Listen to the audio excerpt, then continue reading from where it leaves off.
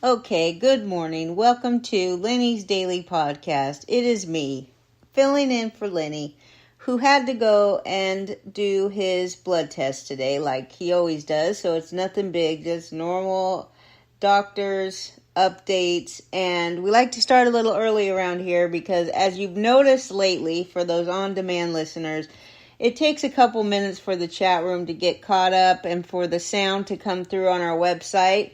So I don't have any great entertaining commercials for you, but I can tell you that you can find our podcast here every day at 9 a.m.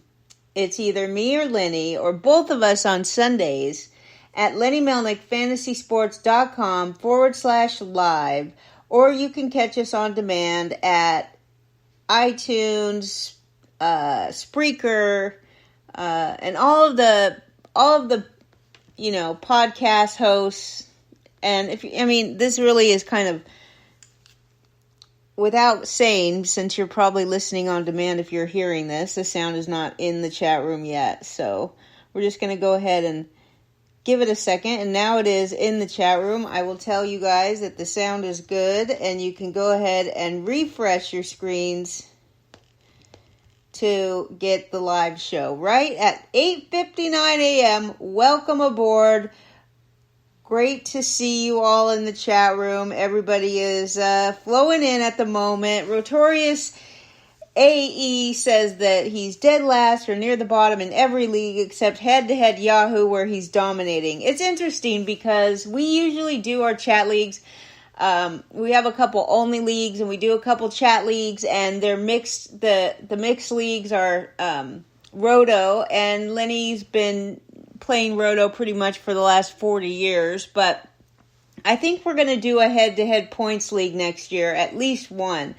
I feel like I've always done better in these points leagues too, although I've also been on the wrong side, the short end of the stick, where timing is everything. And, you do get to see in these points leagues where you go head to head, you get to see how many points you've accumulated over the season and how many points other teams have accumulated against you.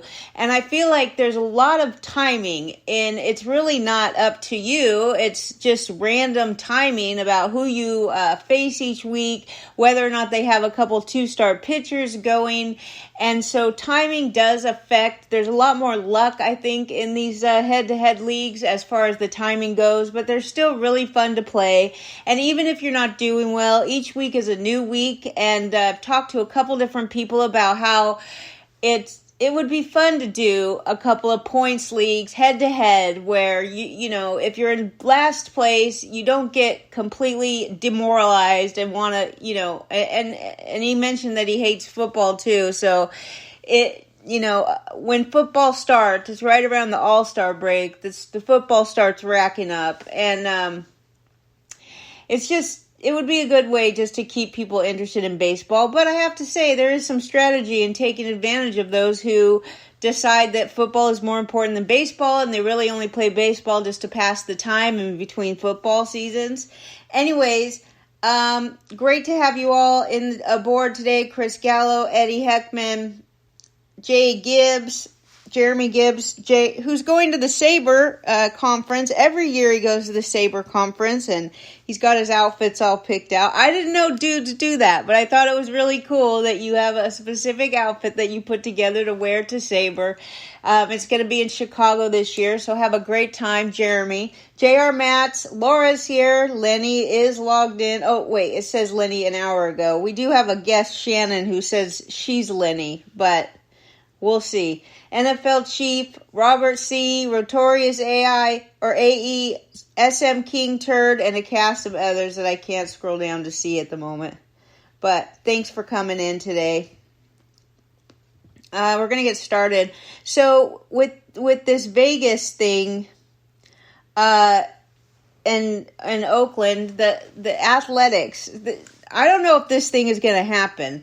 There was a special session on Wednesday with the Nevada legislators, and a lot of them are skeptical and outright critical of this plan to bring the athletics to Nevada because it's going to cost $380 million in public funding. And it was approaching midnight last night in Carson City, Nevada, and 3 a.m. on the East Coast. They were still taking public comment, and there's really no decision made about this new ballpark in Las Vegas, but they're going to rely on the people to pay for it, and I think there's a lot of public outcry about why should they have to pay for it. They're basically, it's like saying, I'm going to pay for this ballpark $380 million, and you're going to come here and we have no guarantees that you're even going to spend $60 million on a team. So there has to be some kind of, rule set in place where if the public is going to fund this nonsense, you better put out some money as the owner and start funding the players on your team. Start getting some winning players. Start putting together a team that can actually compete. It doesn't have to be a $500 million team like the Mets or the Padres, but it should be at least, what's the bottom limit? $100 million? Is that too much to ask for an owner to spend $100 million on players a season? The A's could still wind up moving to Las Vegas, but they're really not, it's not going to happen unless a bill to publicly fund their stadium is modified. Jeff Zimmerman pointed out on Twitter that Esteury Ruiz is batting .174 with a .225 on-base percentage, but he still has 3 stolen bases and 3 caught stealing. So he continues to run and try to steal bases even though he barely gets on base. A .225 on-base percentage? That is just crazy talk. We used to make fun of Billy Hamilton because as much as he's good at stealing bases, you can't steal first base. You can't, if you can't get on base, you can't steal bases. A lot of times these guys with these stolen bases, their on-base percentage is just junk. So the pitchers have figured out how to keep these guys off the base paths. We'll see if Ruiz makes any adjustments and starts hitting better and getting on base more. But this guy, the potential is through the roof if he could just get on base. This year's the Cincinnati Reds are suddenly able to contend. Is J.R. Matz here? This is for you. Hello, J.R. Matz. You and your boys and your young daughter, Danny. Moose, Mikey, J.R. Matz. The Reds are they able to contend this year? I want to know from the chat room as I read these stats on the season, if you think that the Reds have a shot at the playoffs, especially now that they got a couple of youngsters up who are pretty darn exciting for the fans and for the team. They are 29-33, but even with that record, the Reds are only 5 games out of first place and 3.5 games behind second place Pittsburgh. Since April 24th, the Reds have gone 22-18 and are the only team in the National League Central with a winning record during that span. Whatever potential there was leading up to this series, the arrival of Ellie blew the top off those expectations. So, do the Reds have a shot at the playoffs? I'd love to hear from you in the chat room. I'm glad to hear you're feeling better, Eddie Heckman. Stardog is here. SM King Turd.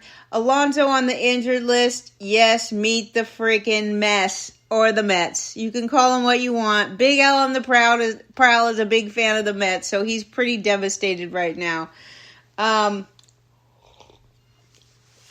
J.R. Matz, Mr. Cincinnati, says that the Reds can contend due to weak division and better bats, but still there's growing pains coming.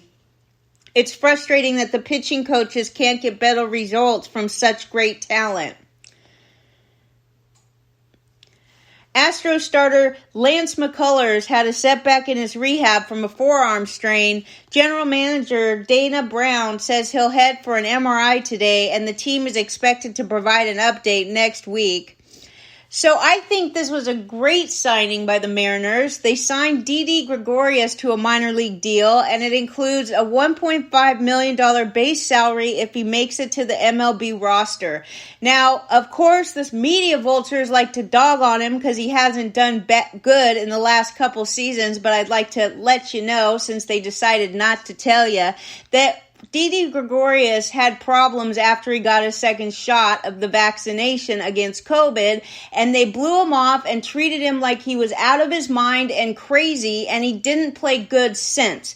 The good news is he's been on an absolute tear since he signed, and he's hit .359 with a .431 on-base percentage through 26 games this year.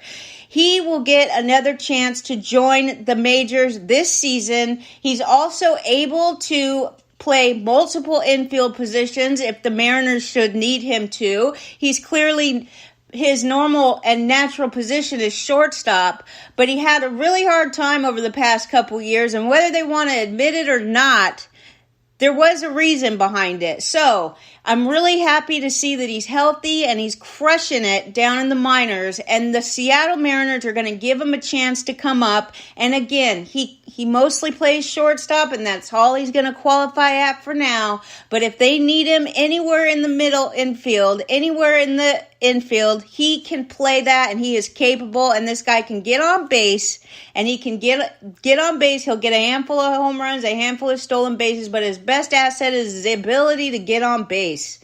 Willie Calhoun went 3 for 8 yesterday in a doubleheader. He had a home run, a double, 2 runs, and 3 RBIs across that doubleheader against the White Sox. Now, the reason I bring Willie Calhoun up is because he's batting leadoff right now. He played right field in the day game and DH in the nightcap. He accounted for 3 of the team's 5 runs in the opener, and he's filling in for Aaron Judge, but I think the biggest fantasy aspect of this is that he's batting leadoff. He batted leadoff both games. So he's going to DH. He's going to play some right field. Now, I have to say, he came into yesterday's game batting. He was 0 for 10 in the previous 4 games heading into yesterday, but he really does look to be in line for increased playing time with Aaron Judge on the injured list. The Boston Red Sox, what a sham this team is. They're 31-32, 14 games out of first place in the AL East. If the Red Sox were in the AL Central, though, they would be tied for first place, okay, with the Twins. They would be tied for first place with the Twins in the American League Central, but because they're in the AL East, they are 14 games out of first place. I'm so annoyed at the Red Sox right now. I used to be a huge fan. I started to love baseball because of the Red Sox. They are wrong in so many ways. It just never ends with these guys. The Cleveland Guardians' Jose Ramirez hit more home runs in 6 innings against the Red Sox last night than the entire Guardians team had combined for the month. They only had 2 home runs for the month, but Jose Ramirez hit 3 home runs last night in 6 innings in his first 3 at-bats, and we're going to talk more about Jose Ramirez when we get to the game recaps. If you include luxury tax penalties, the Mets and the Padres are dropping about $800 million to go a combined 59-66. Ozzie Albies hit a walk-off home run yesterday. Atlanta beat the Mets again. They lead the Mets now by 8.5 games. It's the first time since 1900 that the Braves have won 3 straight games after being down at least 3 runs in each game. That's thanks to Sarah Langs, who no matter what happens to her, she is a baseball fan at heart. What a great role model is Sarah Langs. I just can't say enough about this lady, and I'm just so proud to see a woman out there who is using her knowledge to make herself, she's got a horrible disease that's crippling her, and she's out there every single day with knowledge about baseball. She's not wearing hooker dresses. She's not flaunting her looks. She is out there giving quality baseball analytics, and I'm just proud to say that that's a great woman for the game of baseball and for women in general in sports. She is a role model, and I pray for her and I hope the best for her, but this is a woman who has done what she loves and she's excellent at it, and it's just a horrible, sad day that she is not going to be able to do it for a long life. All right. who would have imagined that the pitching matchup between Justin Verlander and Spencer Strider would result in the combined pitching line of 7 innings, 15 hits, 13 runs, 12 earned runs, 6 walks, and 11 strikeouts. Can you imagine Verlander against Strider? I bet there was a lot of money lost yesterday on those games. Every team has had a player strike out at least 4 times in a game this season, except for one team. Which team? This is a great genius of the day. Here's the genius of the day. Every team has had a player strike out at least 4 times in a game this season, except one team. Tell me the team. Phillies starter Zach Wheeler gets a standing ovation from the Phillies crowd after he departs having a no-hitter broken up with 1 out in the 8th inning. The White Sox beat the Yankees 6-5 yesterday. The White Sox are 28-35 and only 3 games out of first place. Oh, to be in the American League Central. You don't have to have a good record to be leading the American League Central, okay? Can you feel this? This is a point that I've been making all day so far. The American League Central is a nightmare. Actually, it's a heaven for teams that aren't that good. It's the American League East that's the nightmare. The Twins lead the AL Central with a 31-32 record. Okay, I have some guesses in here. The Rays is not it, although I want you to think on the other side of the spectrum here. Not the best team. This is not an obvious genius of the day. Good guess, Eddie. Oakland, but that's not it. It is a National League team on the East Coast. And it's the only team in baseball who doesn't have a hitter to strike out 4 more times in a game. Let me tell you this interesting thing. Now, you know, a team starts off with a 5-man rotation every year, and it's obvious that they are going to go through a lot more than 5 starters throughout the season. People get hurt, people get demoted, people get promoted, and all of this stuff, right? But so far this season, and we're 1/3 of the way into the season, there's a couple teams that are unbelievably, the Rays, okay, the Tampa Bay Rays, they've used 13 starting pitchers already this season. The Royals have used 12, the Athletics, 12, and compare that with the other end of the spectrum. The Blue Jays, they're still sitting with they've only used 5 starters this season. They haven't used anybody else, just 5 starters. And the Nationals, Pirates, those guys have only used 6 starters. But like I said, the Tampa Rays have used 13 different starters, and it doesn't correlate at all with these teams' records because, like, you look at the Rays, they've had 13 starting pitchers, and it sure hasn't hurt them at all. You look at the National, they've only had 6 starting pitchers, but they're not doing great. So it doesn't really have any correlation as to how these guys are doing. Oakland, no. Let's see. King Hap just bet Chicago to win the Central. That's going to be a dogfight to the end of horrible teams. All right, I'll give you the White Sox. That could be, but you know your boy Eloy is hurt again. How real are the Marlins? Let's see how many pitchers the Marlins have used. They've used 10 starters, but I'll tell you what, the Marlins have the pitching to get it done. If they could get these guys healthy, they got a lot of young good arms. We've been saying that for years. The ballpark that they play in is great for pitchers. I really think this is going to come down to their pitching more than their hitting, but the Marlins, I give them a lot of credit.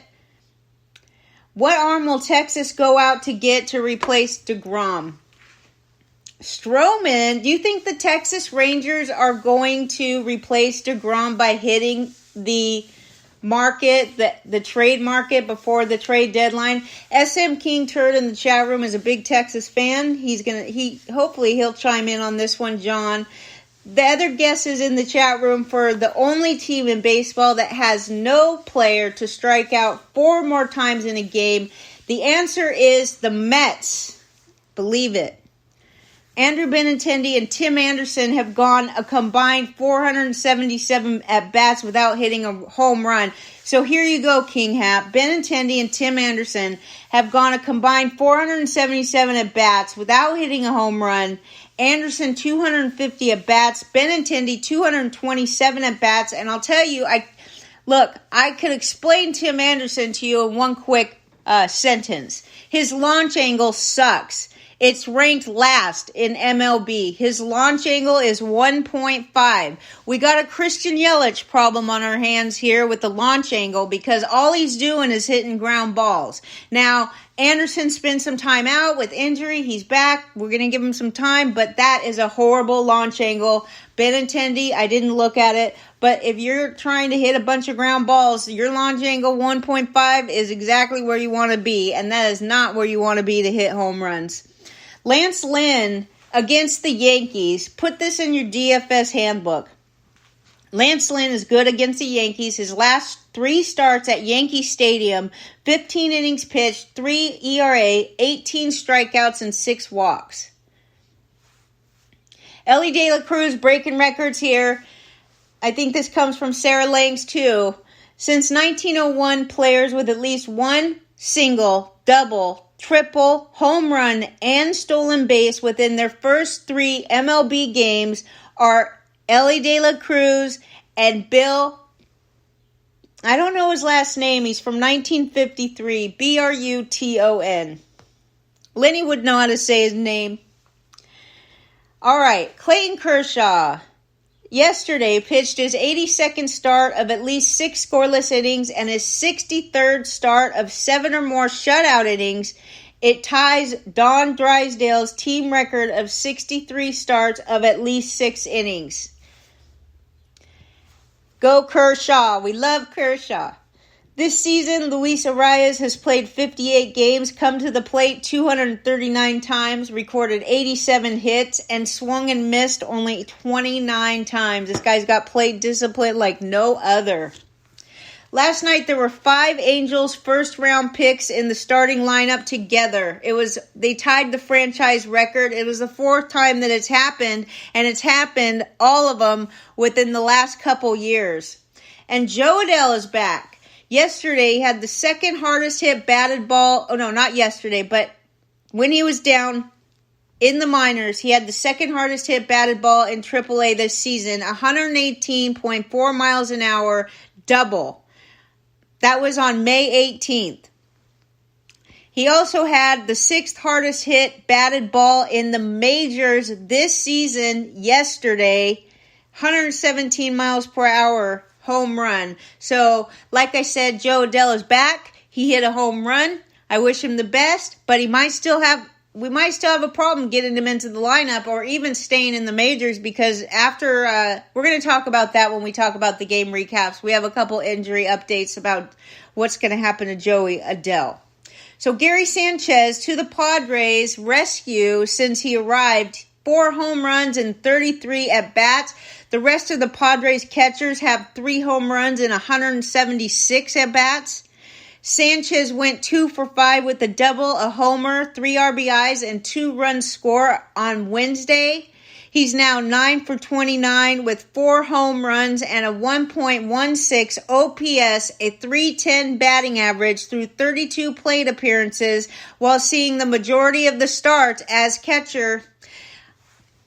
King Turd brought up Smith Shawver. Smith Shawver, an Atlanta prospect, could make a start for Atlanta today or tomorrow against the Nationals. Mike Soroka was optioned to AAA Gwinnett on Monday. That means there's a spot in the rotation. He actually made his major league debut in relief on Sunday in Arizona after Soroka struggled early on his start. And this rookie, Smith Shawver, went 2 1/3 scoreless innings with 3 strikeouts. He's only 20 years old. He barely has more than 100 professional innings under his belt, but his upside warrants rostering in most leagues. Now, I looked him up because King Turd was talking about maybe they should lift up the reins, let loose the reins a little bit on this guy because even though he's young, I looked up and I noticed that 4 out of 7 of his starts this season, he's gone at least 5 innings, and his most recent start before he got called up, he went 7 innings. Let these kids pitch. It's good for baseball. You treat these kids with with gloves and you treat them like they're glass, they end up like Steven Strasburg. That's my best example, but it's not the only example. It's just the one I think of first because I remember Steven Strasburg, my first Arizona Fall League in 2009. He was walking around with bodyguards. They didn't want to let him pitch. He was like the newest thing since sliced bread, and he was going to be all the... But let me tell you what happened to him because they decided to baby him. Let these guys pitch. Nolan Ryan did it. All kinds of pitchers did it, and they were successful at it. And we've had it's gone downhill so much with the way they baby these pitchers. I sure hope they just let this kid go. If he's pitching well, leave him in the game. That should be the rule. Not, you can only go so many innings. Look, it's about how many pitches does it take you to get through the innings. It's not about the number of innings. You could go 9 innings and throw 80 pitches, or you could go 4 innings and throw 80 pitches. So does your arm really know how many innings you've gone, or is it really about how many pitches you throw? Let the kid pitch. Atlanta is excellent at bringing up youngsters. I sure hope that they allow this kid to do his thing. Leave him in the rotation if he's pitching good and let him earn his spot. He's going to have struggles just like every rookie does, but it'll be interesting to see what they do as far as the innings limit that they post on this kid. I'm begging you, Atlanta, to let this kid pitch.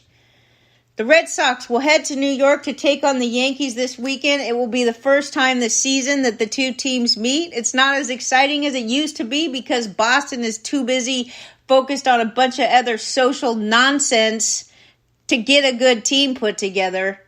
Alec Boehm's expected to return from the 10-day injured list tomorrow. He went through a full workout, so he's ready to come back. Blue Jays general manager Ross Atkins said yesterday that Alek Manoah will be away from the club for at least 2 turns. He's got to get his mind right. Apparently, he's not in a good emotional state. Good Lord. The Dodgers announced Syndergaard has been placed on the 15-day injured list due to a blister on his right index finger. Fellow righty Taylor Scott has been recalled from AAA Oklahoma City to take Syndergaard's spot on the roster. You know, Syndergaard hasn't been having a good season. He's averaged just 4 2/3 innings per outing. He's sitting on a total of 55 1/3 innings on the season. In that span, he's got a 7.18 ERA with the career worst 15.4 strikeout rate. That's horrible. He averaged a career low 94.5 miles an hour on his fastball last year. He's sitting at an average 92.8 this year, even though it was up to 93.3 in his last 3 starts. Opponents are batting .366 against his new cutter and batting .309 against his sinker, and the only one of Syndergaard's 5 pitches that has a better than average expected WOBA is his curveball, which is his least used pitch. He only uses it 12% of the time. So in a nutshell, Syndergaard, he doesn't walk a lot of guys. In fact, he's right up there with George Kirby in not being able to walk guys. It's great, but his strikeout rate is abysmal. All right, expect Aroldis Chapman to get traded, according to Kenny Rosenthal. Let's get started on the games.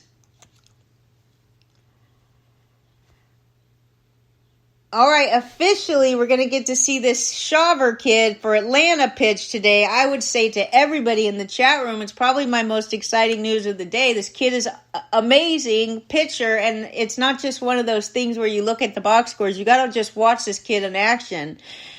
I think he's going to be real good. If they let him pitch. Yesterday, Chris Taylor hit his 10th home run of the season. The Dodgers beat the Reds 6-0. The Dodgers snapped a 4-game losing streak and avoided a 3-game series sweep against the Reds, who won the previous 2 games. The Dodgers improved to 10-3 against Cincinnati, dating back to 2021. Kershaw, 7 scoreless innings, 5 hits, 9 strikeouts, 2 walks.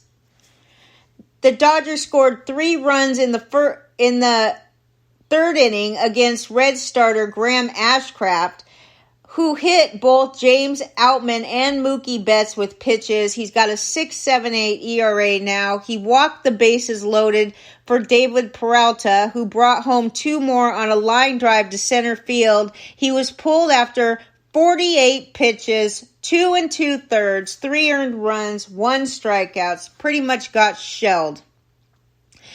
After batting left-handed in his first 2 big league games, Elly De La Cruz switched to the other side of the plate to face Kershaw. He hit an infield single and then collected his first stolen base in the majors. He finished the day 1 for 4 with 3 strikeouts.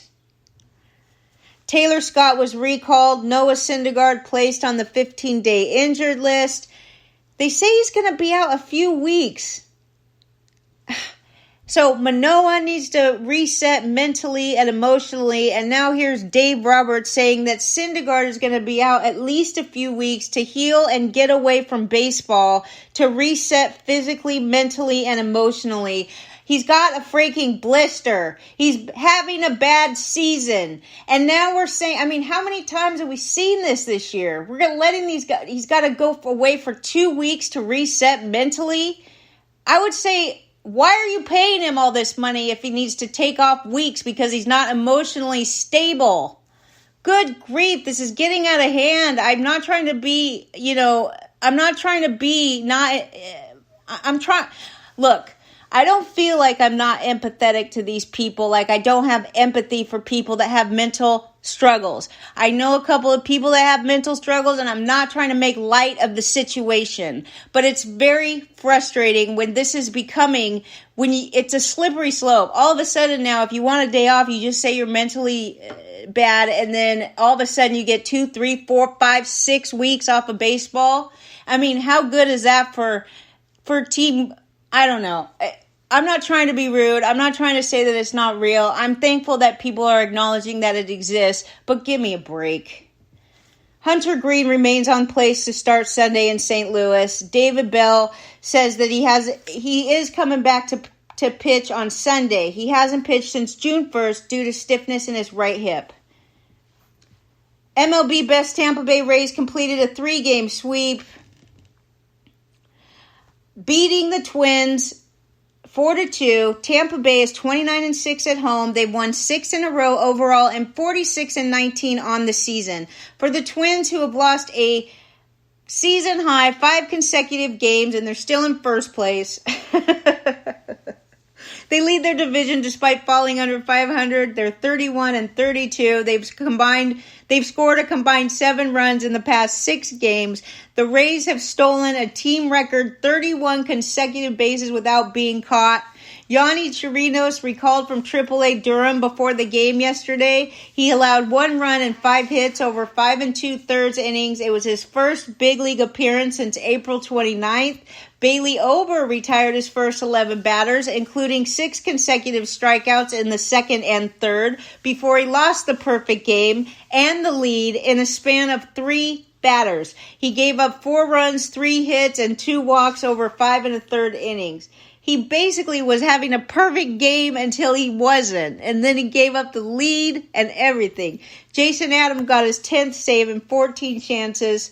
Wander Franco stole his 22nd base. Harold Ramirez homered during a 3-run 4th inning. Hey, Carlos Correa's back. 7th home run yesterday, and Michael Taylor got his 8th home run. Luke Raley tripled for the second time in 3 games, and Yandy Diaz was out of the lineup for a second straight day due to a left hip flexor problem. Baltimore and Milwaukee, the Orioles rallied from a 3-run deficit to beat the Brewers 6-3. This was a great game, a great comeback. The Orioles scored 6 runs over the final 3 innings. The comeback enabled the Orioles to avoid a 3-game sweep.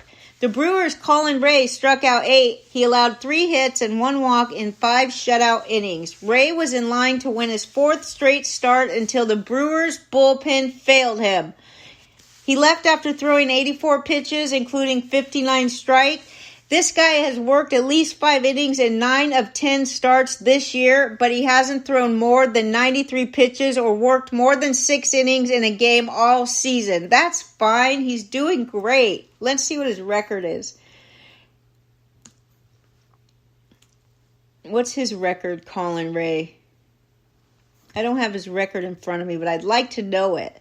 The fact is, he's a Brewers pitcher. He's under the radar. He pitches at least 5 innings every time he goes out there. He only needs, it's not a down thing. It's not a negative to say that you didn't throw more than 93 pitches when you can also say that you've gone at least 5 innings in 9 of 10 of your starts. I mean, that's effective pitching right there. He doesn't need more than 93 pitches. It's great. Orioles starter Kyle Bradish retired just one of the first 6 batters he faced, but then he settled down from there and he retired the next 12 batters that he faced. He had a season-high 10 strikeouts while allowing 6 hits, 1 walk, and 3 runs in 5 innings. Gunnar Henderson hit a 2-run homer. Adam Frazier hit a 2-run double. Ramon Urias, the older brother of the Brewers infielder Luis Urias, had a 2-out homer. So these 2 brothers faced each other yesterday. Each of the Urias brothers was a starting third baseman for his team yesterday, with Ramon going 3 for 4 and Luis going 0 for 4. Brian Baker, Keegan Aiken, Yenier Cano, and Felix Bautista combined to allow just 2 hits in 4 innings of scoreless relief. Bautista now has 16 saves and 20 opportunities. The San Francisco Giants beat the Colorado Rockies for the 11th straight time yesterday, 6-4. San Francisco swept its 7th straight series from Colorado. The Giants are 16-3 at Coors Field dating back to 2021, and they've won 8 straight in Denver. So, the Giants go to Denver, and the game is on for the Giants. The Rockies have lost 4 straight. Chase Anderson allowed 3 runs and struck out a season-high 7 in 5 1/3 innings. Anderson still hasn't had a decision in 5 starts with the Rockies. The Rockies got all of their runs in the first inning off of Alex Cobb. All 4 runs came in the first inning. Alex Cobb pitched 5 innings, 8 hits, 7 strikeouts. He appeared to tweak something in the 5th inning. He threw a pitch to Randall Grichuk. He grabbed at his left hip. Gabe Kapler and Trainer came out to the mound, but Cobb finished the inning before leaving the game. So we'll see what happens with Alex Cobb. Brandon Crawford pinch hit RBI double to spark a 3-run ninth. Michael Conforto homered. Thairo Estrada hit his 7th home run and stole his 14th base. Nolan Jones had 3 hits and stole his 3rd base. Camilo Doval got his 16th save, and Scott Alexander got the win. Eloy hit a go-ahead homer in the 7th inning. The White Sox beat the Yankees 6-5 in the opener of the doubleheader and extended their winning streak to a season-high 5 games. The White Sox tied a season high with 4 home runs and matched their most homers at Yankee Stadium. The Yankees played their first game since they put Aaron Judge on the 10-day injured list with a sprained and bruised right big toe, and lost for the 6th time in 28 games when scoring at least 5 runs. Severino tied a career high by serving up 3 homers for the 4th time overall and 2nd consecutive start. He allowed 4 runs and 6 hits in 5 innings. Lance Lynn, 5 runs, 8 hits, 5 innings. Luis Robert Jr. hit a home run and stole a base yesterday, his 3rd base, hit his 14th home run. But Jake Berger hit a 2-run homer off the Yankees' Severino before Luis Robert, Yoan Moncada also went deep. Luis Robert entered the game 8 for 40.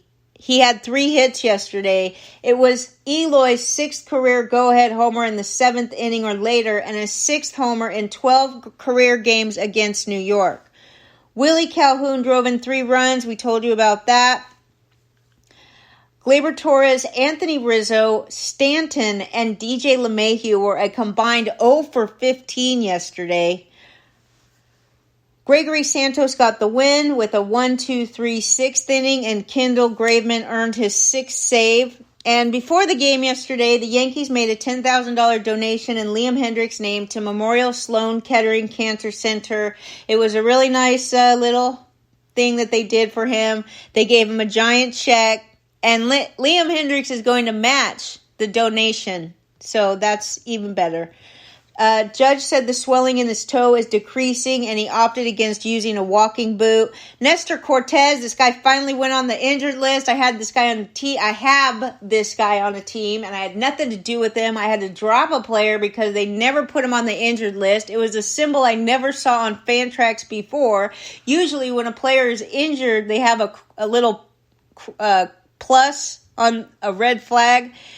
The flag was completely torn in half for Nestor Cortez, and there was I've never seen that symbol before, and I had no clue what it meant, but all I know is that he didn't qualify for the injured list, even though we knew he was injured. Hello. Anyway, they put him on the 15-day injured list, retroactive to June 5th. Carlos Rodon is expected to throw 2 more simulated games before going on a minor league rehab assignment. He threw 20 pitches against hitters yesterday. The second game of the doubleheader yesterday, the New York Yankees beat the White Sox 3-0 in the second game, so the Yankees avoided a 3-game sweep. Now, they have this kid, Randy Vasquez. He pitched 2-hit ball into the 6th inning for his first Major League win in his second Major League start. He allowed a single in the first and then retired the next 15 batters. He struck out 3, walked 1, and got 8 outs on ground balls. He was 1-6 at AAA Scranton Wilkes-Barre, and after the game, he was sent back to AAA. He had been added to the roster as the 27th man for the doubleheader. That's why I didn't do a lot more investigating on this. Basically, he was 1-6 at AAA before he got called up. They needed him for the doubleheader, and he was sent back down right after. Clevenger allowed 3 runs and 6 hits in 5 2/3. He retired his first 9 hitters before Willie Calhoun doubled, and Torres followed with his 10th homer to snap a 0-for-20 skid. What about Eloy? He exited in the 9th inning, appeared to tweak his leg running to first base. He is day-to-day with a lower left leg injury and will be evaluated today. Sorry about the Eloy news, but you know, we have a running joke in the chat room. How many times are we going to say Eloy is coming this year? And I have to say, we all got a good chuckle out of it because every 10 games we decided is about every 10 games Eloy is hurt. He can't get through 10 games without getting hurt. And that was an exaggeration, I thought, but really, has it even been 10 games since he came back last time? I don't know.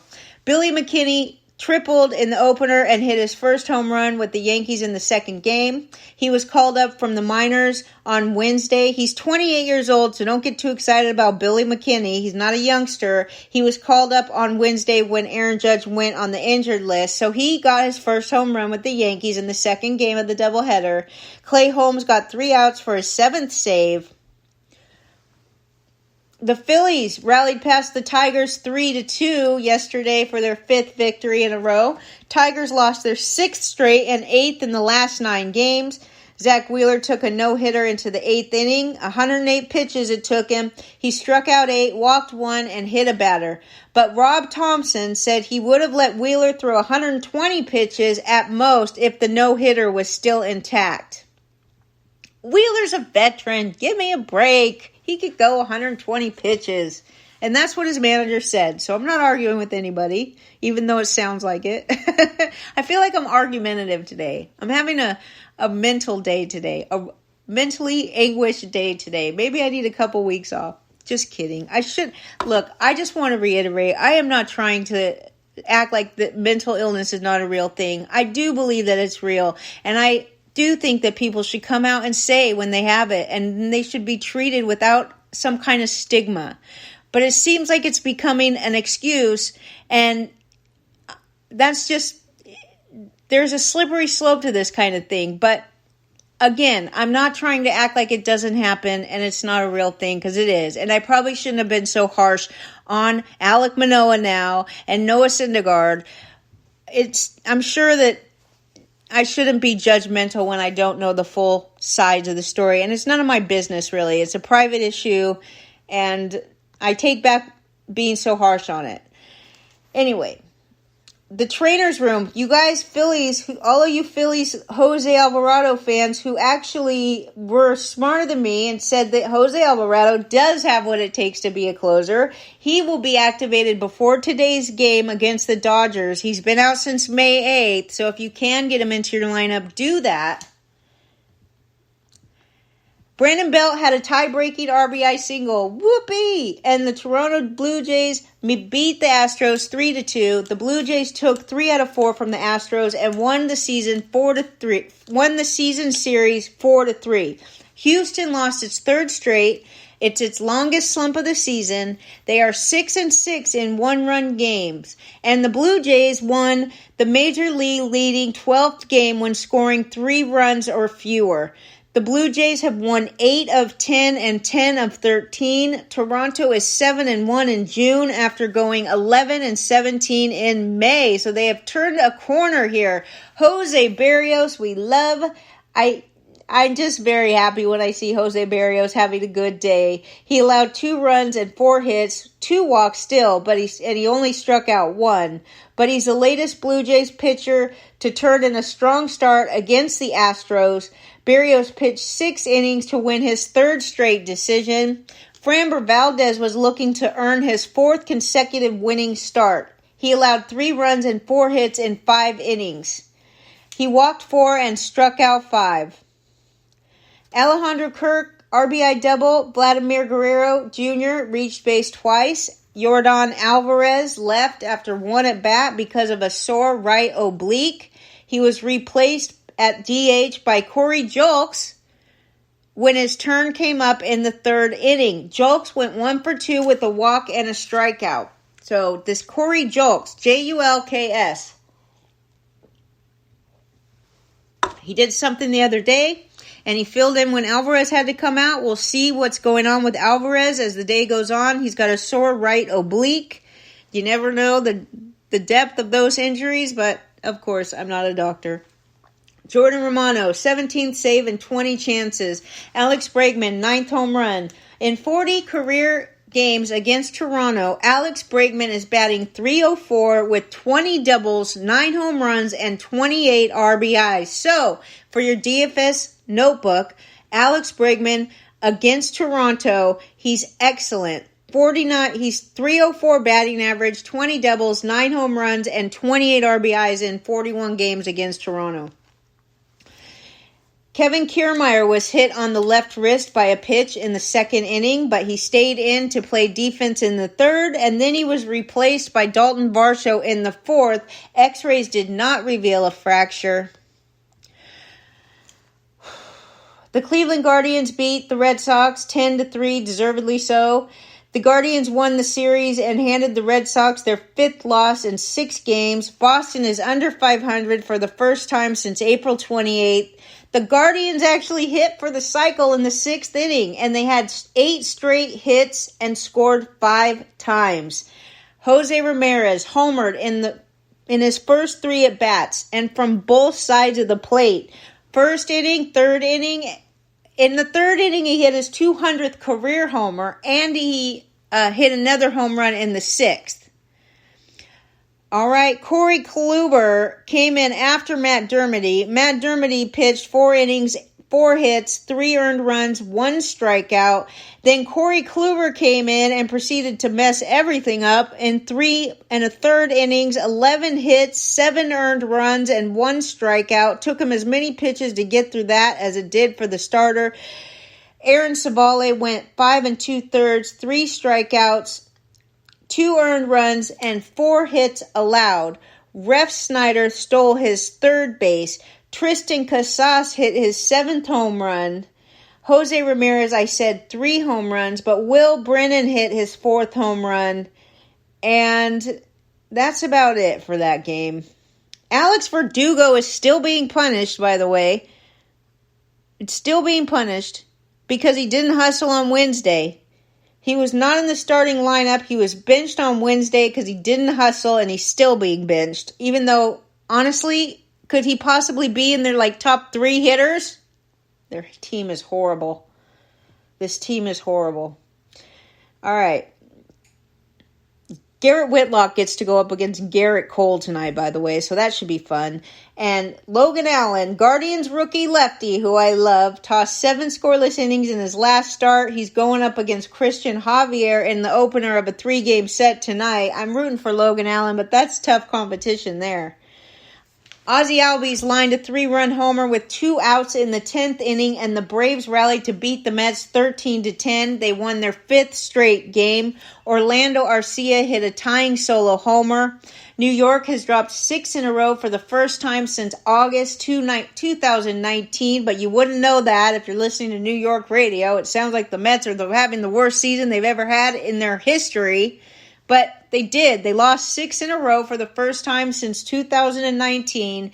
They wasted 2 home runs from Francisco Alvarez, and an early grand slam from Brandon Nimmo. New York Mets matched a season low at 3 games under 500, falling 8.5 games behind the first-place Braves. The fourth-place Mets have lost 7 straight and 9 of 10 in Atlanta. The Mets did have 14 hits, including 3 by Starling Marte, but it wasn't enough as Atlanta launched 4 home runs. I told you this matchup should have been a pitcher's duel, and it turned into a freaking bandbox contest. Spencer Strider gave up the lead in the Mets' 5-run second inning and allowed a career-high 8 runs in 4 innings, 5 runs on 5 hits in the second. He just got crushed in the second inning. Verlander, I don't know, it might be worse. They scored 3 runs on Verlander in the first inning, and he only lasted 3 whole innings. He allowed 5 runs, 4 of them were earned, 4 walks in his first career outing at Truist Park, the 34th stadium in which Verlander has started. Marcell Ozuna, of course, just unbelievable, this guy. 12th home run yesterday. Albies hit his 14th. David Robertson was summoned to try and get a 5-out save, but gave up Arcia's 1-out homer in the 9th. It was his second blown save in 12 chances. Raciel Iglesias pitched a perfect 10th. Austin Riley hit a 2-run homer. He also had 3 other hits, so he had a total of 4 hits yesterday. And his first grand slam.